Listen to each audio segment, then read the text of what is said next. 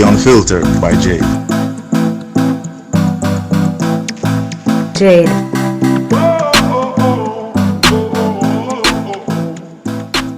Welcome to The Unfiltered by Jade, where we get out of the box and dive into topics that are sidelined. I look forward to entertain, educate, and inspire. Feel free to like, share, subscribe, donate, and make everybody know about this.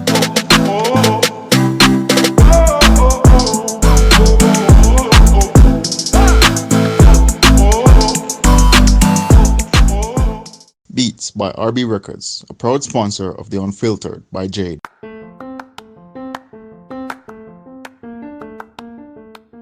Shopping Assistance Jamaica takes the stress away. Our services include online and local shopping in Jamaica for individuals and businesses, personal shopping, purchasing of company and office supplies, importing and exporting small packages across Jamaica and worldwide, helping you to find unique gifts and items for all events and occasions. Contact us at 876-919-5195. Shopping Assistance 2015 at gmail.com. Follow Shopping Assistance on Instagram at Shopping Assist JA, at Twitter at Shopping Assist 5, and Facebook at The Shopping Assistance. Shopping Assistance, your style, your budget. Welcome back to The Unfiltered by Jade. Today we have with us again Ibinye, and she is here to talk with us about premarital counseling, if it is important.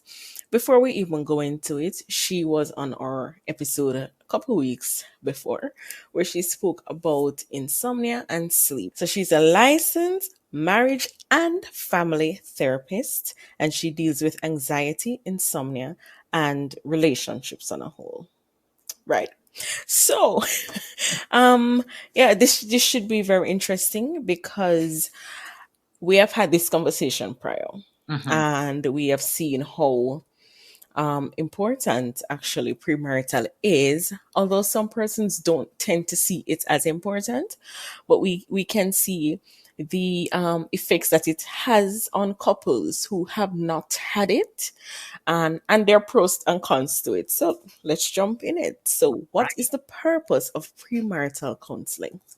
Well, I'd say the purpose of premarital counseling is to basically give the couple a strong foundation before they enter into marriage. It is an opportunity to be able to see if you actually want to be married to this person, or you just want to call it quits and say, you know what, we're not compatible. I'm not willing to work on compatibility, and, no hard feelings. Everybody just go their separate ways. So it's just a time to create a solid foundation so that you go into the marriage feeling confident and having tools to actually make sure the marriage works out well.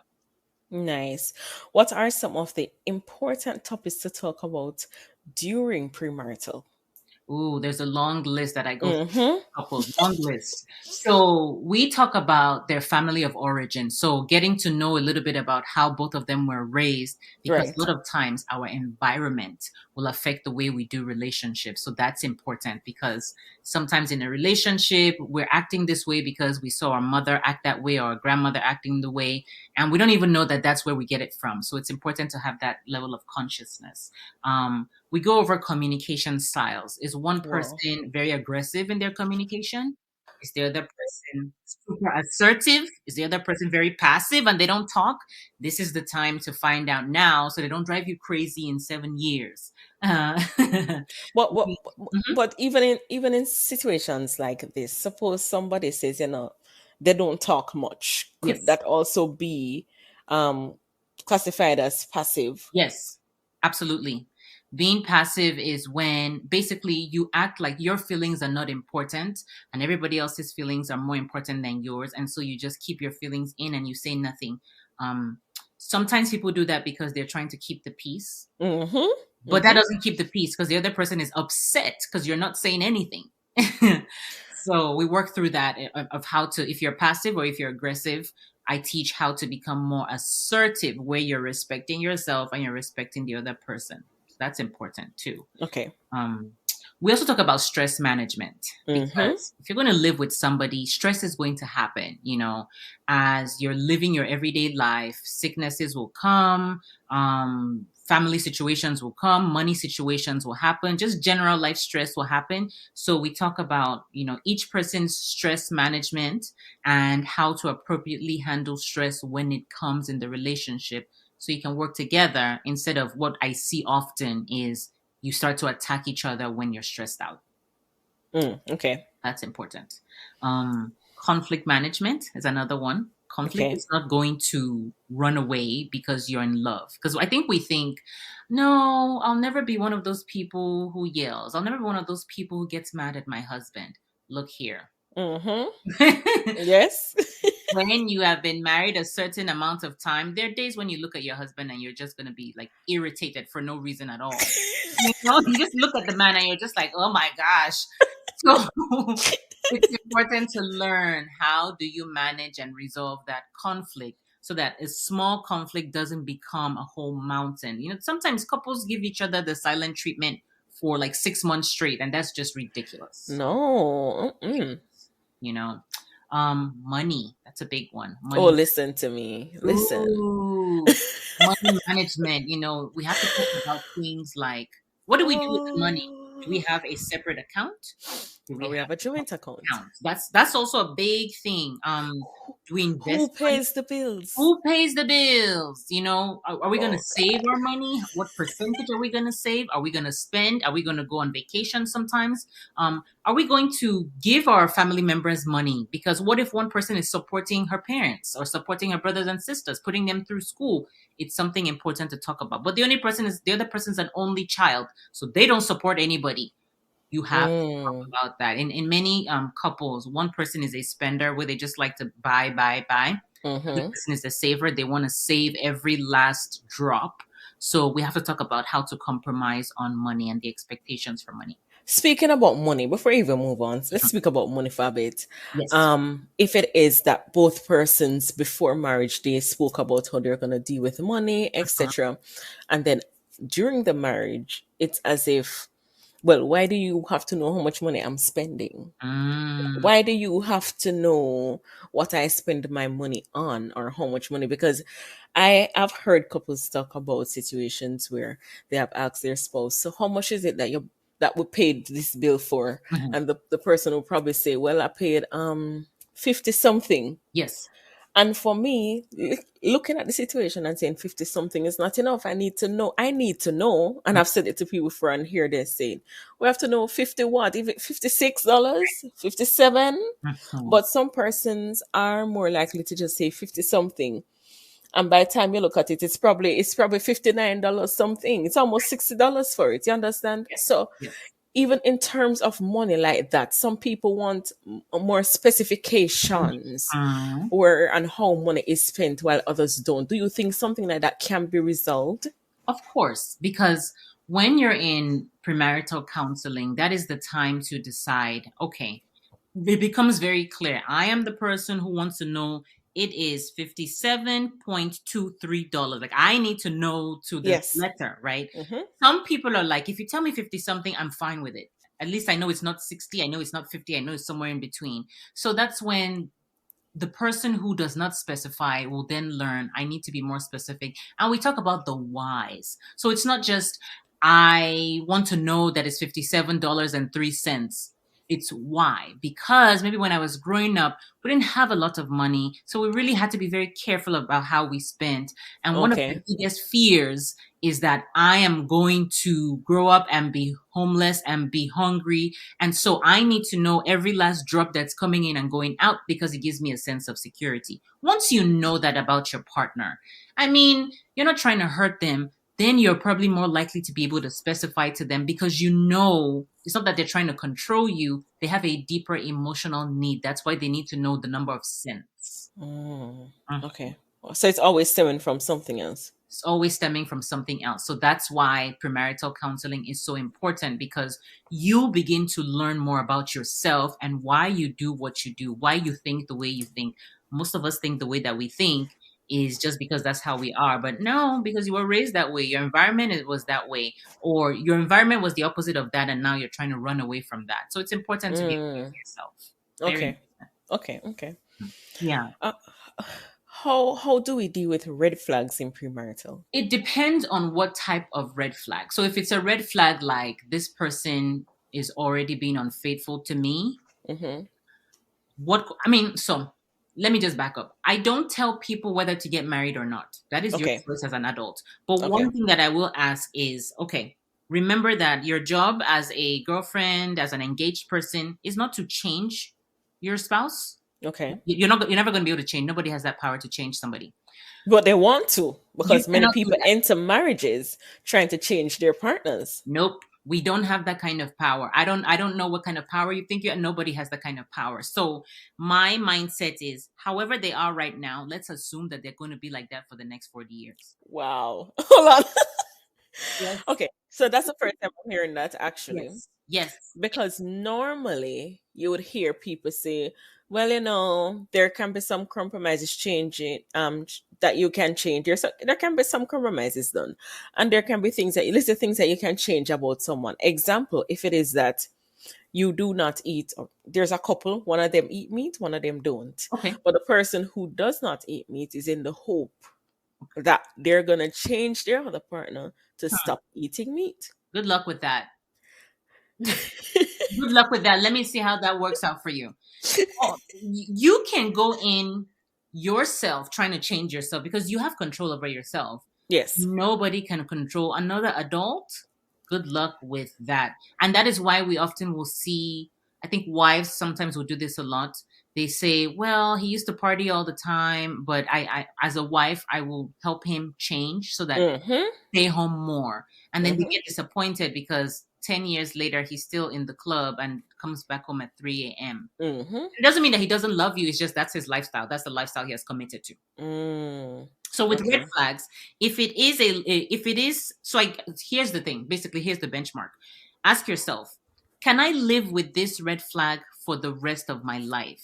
If the answer is yes, then well, you're just gonna have to live with it. Like say, for example, one doesn't eat meat, one eats meat, and for you, if eating meat is a red flag, can I live with this for the rest of my life? He's not making me eat meat. I still don't eat meat, but he's eating meat.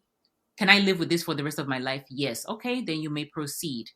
If the answer is no, no way, I cannot live with this for the next 40, 50 years of my life, you might want to reconsider that relationship because are you Yes. ready to be arguing about that issue for 40 years? Probably not. Okay. Okay. It's difficult. It's difficult to swallow, I know. Some people may say, "Oh, that's just a small thing, and that can be Mm. compromised on." When the truth, and in fact, it's So not really the case. small things become huge things in marriage. So if you Yes. are not willing to live with that thing forever, you might want to rethink that. Because it's when I see couples who have been married multiple years, it's the Yes. things that were tiny 10 years ago that are now a big mountain in the middle of their living room. Okay. Oh. Yeah. Okay. So I present the red flags. I don't present them as red flags. I just present it as, so this is what you do. This is what you do. Can you live with this for 40 years? Let's pretend that she will never change. Let's pretend that he will never change. Now, I'm not saying that people don't change. That man who was in the club till 4 a.m. every morning could get married and decide, you know what am I doing? I should be at home spending time with my family, and he could change on his own. But imagine if he never changed. Because there are some men who are 50 years old, they're still going to the club like they're 12. Yes. Yes. So imagine if that was your life for 40 years, would you be able to handle it? Mm. That's all I do, and I just leave it for you to make your own decision. But I won't tell you get married or don't get married. Yeah, I think thinking about that question, it's really a big deal because most of the times we hear it, or it's asked, do you believe that you can deal with this, or can Right. you not? And because we're so in love Mm, and we want to be married to the person, yes. and we have already started planning our wedding, Yes. Yes. we don't want to say, you know what, this is not going to be able, this is not going to work. We don't want to do that to ourselves because we feel embarrassed now to call off our wedding. We feel embarrassed now to, Mm, but yeah, but I'm thinking, even though you feel embarrassed, it's better you call it off than get married to someone who you're gonna have to be dealing with these things forever. And this person is potentially going to be the father or the mother of your children. Yes, So then you're going to be tied to them for the rest of your life. of your And your life. children will then bear the consequences of this person for the rest of their lives. Think about Yes. that. Which one is easier? So it's much easier to call off a wedding. Yes, you're going to be embarrassed. People are going to ask you questions. I know. People are going to make rude comments. And Mm-hmm. after a while, it ends and you move on. But think about, on the other hand, you then marry this person who in your heart, you're like, this is probably not the best guy. You then have children with him. He's then maybe abusive to the children or whatever. Your children are now suffering trauma. Let's assume it was an extreme case. Mm-hmm. That is the bigger consequence. Yes. So we're not thinking about the bigger consequence at the time. We're thinking about no, Right. basically. And we're thinking about ourselves, because that's why sometimes we end up sometimes looking at our kids and being angry at them for no reason, because we're really angry at the father or the Yes. mother Yes. Yes. because of the choices that we made, really. That's true. interesting. That is true. What are questions person should ask in premarital counseling but they don't? And I want to even talk about, I'm going to bring up something, Okay. and I want you to touch on the topic of sex. Okay. So that is definitely one thing that people don't talk about in premarital counseling, or even before they get married, is sex, especially among Christians. I notice that they just will not even talk about sex. They just act like it does not exist. Now, even if the couple is abstinent before marriage, I think it is still very important in premarital counseling to talk about sex. Yes. What are your expectations? Even if you've never had sex before, what are your expectations? Do you think you're supposed to be swinging from the chandeliers every day? Expectations. So that way the counselor can say, that's not going to be it every day. Do you feel like you should be having sex twice a day? Let's talk about it so that you're not feeling disappointed. Where are you supposed to have sex? When are you supposed to have sex? Things like that. Let's talk about it so that your expectations are met with reality. I think that's very important. You don't have to necessarily have sex to talk about sex. Just it's good to just put the cards on the table first.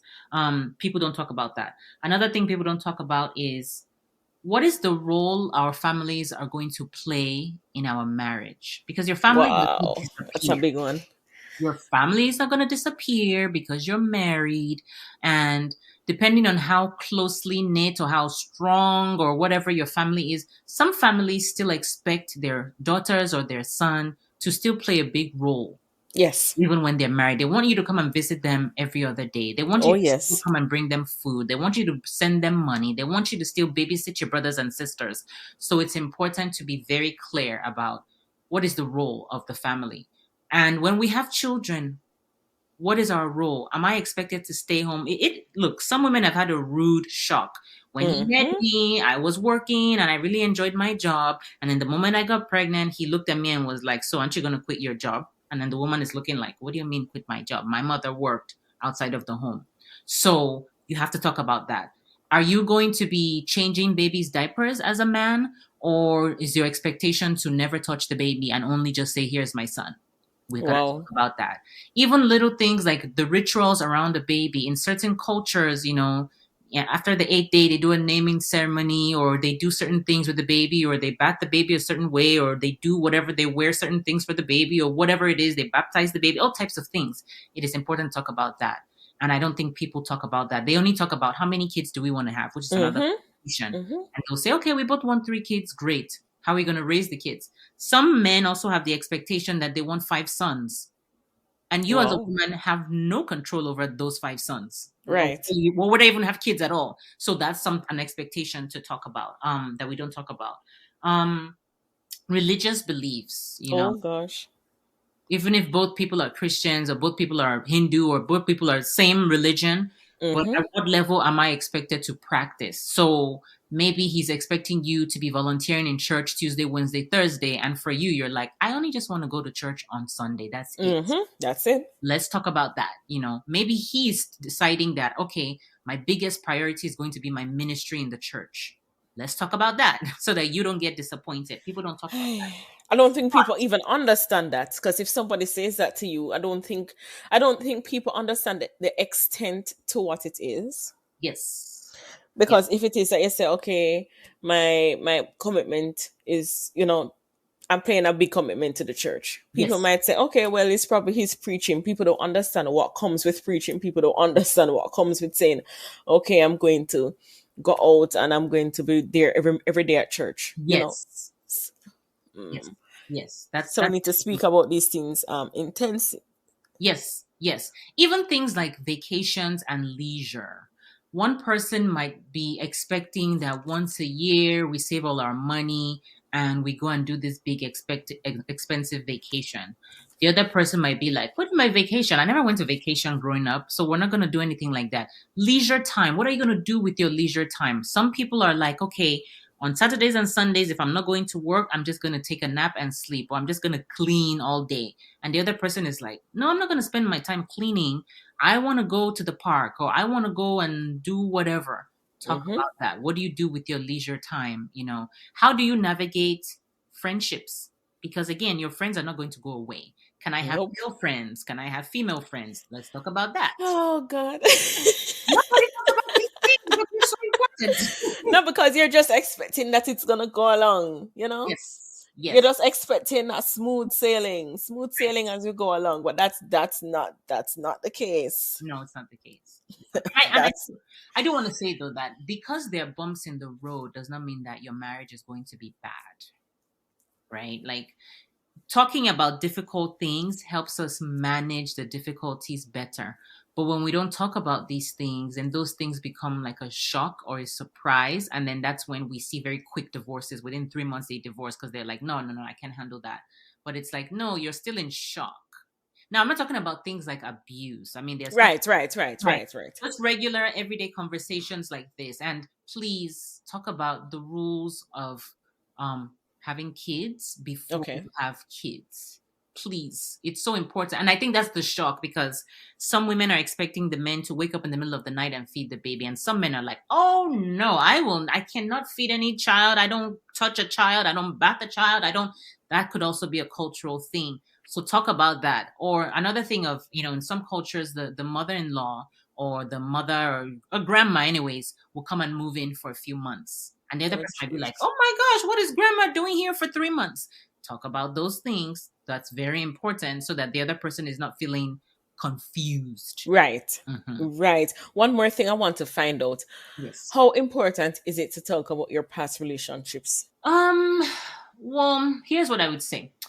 I would say you have to do it in a respectful way. As long as you're not comparing them, you're not saying, oh, he used to buy me all these expensive gifts and look at you, you can't even afford anything. Okay. It's an insult, don't do that. Or, oh, he was so romantic and he would take me to the park and you don't even take me anywhere. All you do is watch soccer. No, don't do that. That's rude. Talk about, what I would say is talk about maybe what you don't want to repeat itself from your past relationship. Okay. So in my past relationship, maybe he used to yell all the time, or he never helped around the house. Maybe something like that. You can talk about that. And you don't even necessarily have to bring up the other person's name, because it can feel a little bit uncomfortable if every day you're like, oh, John did this and John did that. It's like, do you just want to go marry John? It gets... Yeah, it gets too much. So just think in your mind about some of the things that you don't want to see happen, and then just say, let's talk about this thing. You don't have to say, I got it from my relationship with John. Okay. So you don't make the same mistake twice, essentially. Right. Is post-marital counseling important? Yes, I would say so, because even if you have pre-marital counseling, when you get married, that transition, that first 2 years can be a little bit difficult. You start living with them and you notice that they're very untidy and they're driving you nuts. You notice that they snore, like little things like that. And you're like, oh my gosh, how do I even handle this?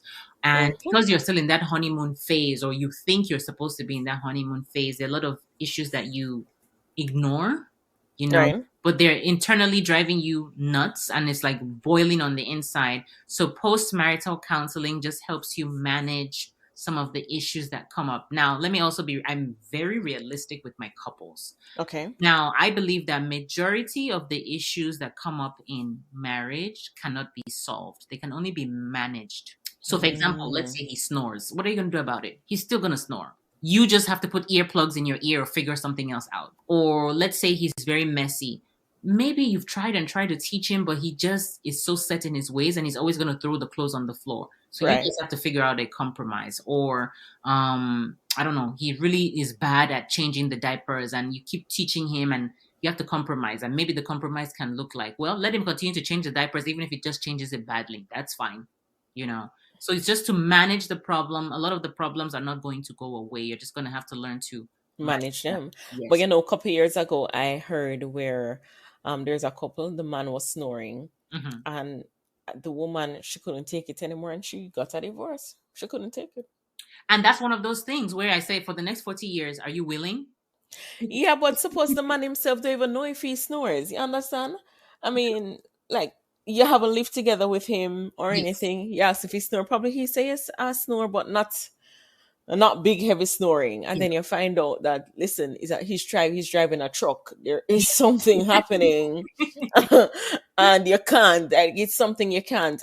I was saying to myself, I don't think she should have went to that extreme. How about let's go to the doctor to find out what we can do? Yes. Let's go to Find solutions. yes. Yes. But my guess, honestly, with that is that there were more issues, and that was just like the one last thing that was just driving her crazy. Because if you're Okay, getting I got along that. with your spouse, little things don't feel so big. You're able to manage it and move on. But if, okay, they're already messy, they're already going out at all hours of the night, they're already rude, and then on top of that they're a snorer, you're like, oh no, I'm not gonna do I get that. I get that. I can see that point now. right, right. I can see that point. It can get too much. Yes. Can cultural differences affect Oh, marriages? absolutely. 100%, absolutely. I think honestly that it is a lot harder for two people of different cultures to have a successful marriage than two people of the same culture. Now, I didn't say it's impossible. It is It's not. harder. It is harder. It's not impossible. A lot of, people have cross-cultural marriages and it works beautifully. But here's the thing. You have to be willing to learn his culture. He has to be willing to learn your culture. You're not trying to change him and make him like you. He's not trying to make you like him. You're just trying to figure out, okay, you have this one culture, I have this one culture. Let us now create a third culture within our household that works for us. So, what part of your culture do you like that you want us to keep? What part of your culture do you like that you want us to keep? What kind of your culture do you not like that you want us to get rid of? Have that conversation. So, let's say, for example, so in my culture, for example, at least when I was growing up, men didn't really do anything domestic within the house. The role of Mm-hmm. man was just they go out, they make money, they come back, they give the wife the check. That's it. They do not carry the baby. They're not feeding no baby. They don't touch that baby. They don't do nothing with that baby. But Mm-hmm. let's say the woman's culture is that the men, are active with the baby. So then you guys talk about it. You say, yes, even though in my culture, men don't play with the baby, touch the baby, nothing. But I found that very stressful when I was growing up because my mom had to do everything and she always looked stressed. So can we do something different about that? So it's okay to have conversation. And that's why premarital counseling is important because at that point, the man can say, oh, no, that is a taboo. I'm not touching the baby. I'm not taking any baby to school. I'm not doing nothing with that baby. My job is just to put my last name on that baby's passport and that's it. And then in that moment, the woman can be like, see ya, I'm not going to do this. Yes. Hmm. Yes. I mean, even thinking about that from my culture, with that my parents were from the same culture. So growing up and seeing that, I said, nope, I'm not getting married to anybody from that culture Hmm. at Hmm. all. Right. I made that conscious decision. Yes. And when it is I was getting married, I found out from the persons, Yeah. what is it? What do you think about this situation? Right. I even think and have been through the situation in how we have conversations. They mean different things. Yes. So there have been so many clashes Hmm. because of or understanding of what this means, Yes. right? And importance of certain things. So I mean, I don't think people get the full idea of the culture differences unless they're living together. Yes. Yes. Yes. That is kind of when the shock will come when you're living together and you're realizing, Hmm. this how you do things, or Yes.